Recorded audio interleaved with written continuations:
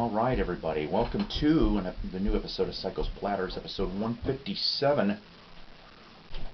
I was going to wear a different shirt for this one, but I can't seem to find what I wanted in the closet. I was going to be real cute and go out and dig out my Bridges to Babylon tour shirt that I have from the Rolling Stones. No, I haven't seen the Rolling Stones. Why am I talking about the Rolling Stones? Because Psyko is going to be doing another review episode of the new Rolling Stones album, Blue and Lonesome. That's right. Literally, this just came out earlier today. I don't know about you, if you had a chance to get this yet. I went to my local Walmart. I thought they didn't get it. Now, you know how rack positioning and stuff is in stores?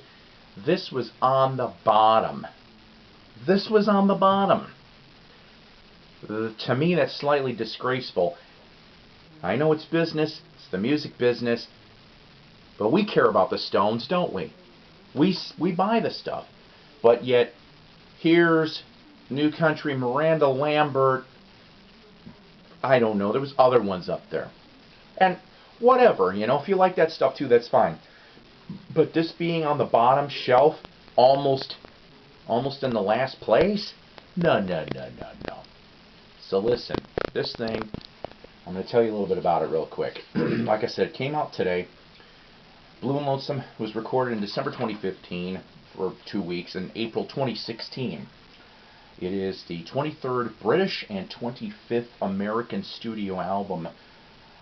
This is the first studio release since A Bigger Bang, which came out in September 2005, which in my opinion, even that release was probably one of the best albums that they did in 25 years. This one here, though, I want to throw out a few things, other than, of course, the typical 4 Stones that we're used to. Eric Clapton, guest on Everybody Knows About My Good Thing and I Can't Quit You Baby. Chuck Leavell, who has been with the Stones since late '81 and has played Undercover since the Undercover album in '83.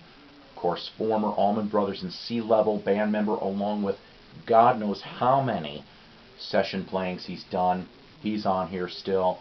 Daryl Jones, who of course has been the bass player for the Stones since '93, and he's been on those Stones albums.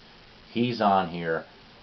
Of course, I don't know if you heard about this. The day before this came out, Daryl Jones, in an interview, goes off and says, hey, you know, I kind of feel slighted. I feel I should be a band member. Well, what was it? Somebody went off and mentioned that it took 30 years for Ronnie Wood to be an official band member. I don't know how true that is. I know it's Mick and Keith's logic to whoever goes in and who's out. But, I don't know. Put in the comments, do you think Daryl Jones should be a full-fledged member of the Stones? I mean, I'll admit, he's been there for all this time, 23 years, and his bass work is real good. So let's see, who else? Jim Keltner, of course, session drummer extraordinaire. He does percussion on Hoodoo Blues.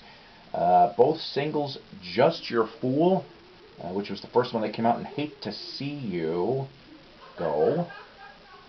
Both debuted at #1 on the Billboard Blues Digital Song Charts. I didn't even know they had that.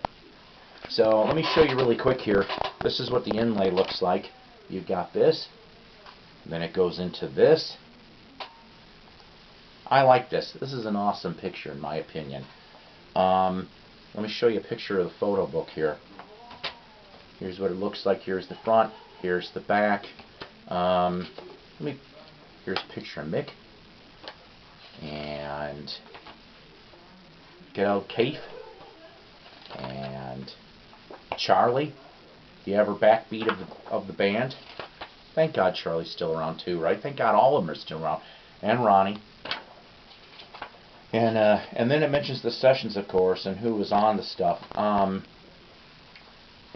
Let me tell you. Let me flip this real quick. Like I said, there's 12 tracks. Going from 1 to 12, you got Just Your Fool, which originally was a Little Walter song from 1961. #2, Commit a Crime from Howlin' Wolf from '66. #3, Blue and Lonesome, Little Walter, 1959. Number 4, All of Your Love from Magic Sam, 1967. Number 5, I Gotta Go, Little Walter, 1955. 6, Everybody Knows About My Good Thing, with guest Eric Clapton, Little Johnny Taylor from 1971. Write 'Em On Down, Eddie Taylor, 1955 is number 7. Number 8, Hate to See You Go, Little Walter, 1955. 9, Hoodoo Blues from Lightning Slim, 1958. 10 is Little Rain, Jimmy Reed did that in 57. And lastly, 11 and 12, Just Like I Treat You, Willie Dixon from 61, and I Can't Quit You Baby, which is been a standard. Zeppelin and a few other people covered it, from 1956. Now, I had somebody go off and on my Metallica review, go off and go, "Good God, will you just review the album?" Well, yeah. I mean, I'll review the album, I'm going to tell you. But I just like giving you the research. Because, truthfully, this is an awesome album. I'm not going to lie to you. My 2 favorites on here, the ones that I keep going back to, and I've listened to this twice already, all the way through. Hate to See You Go, and Just Like I Treat You. Those are the 2 that seem to pop in my brain. Everybody is on all cylinders on this, but what really hit me the most, Mick's harp playing. Oh geez, I haven't heard that harp playing in quite some time. Alright, to me I thought that was awesome. And Charlie's drumming, it just popped, it snapped. It was like the first thing you hear on some of the tracks. I mean, you gotta have that backbeat, you gotta have that blues backbeat for everybody else to carry on, right? But everybody, I thought, honestly, was fantastic on this. I really, really think that, you know what took them so long? Honestly, okay?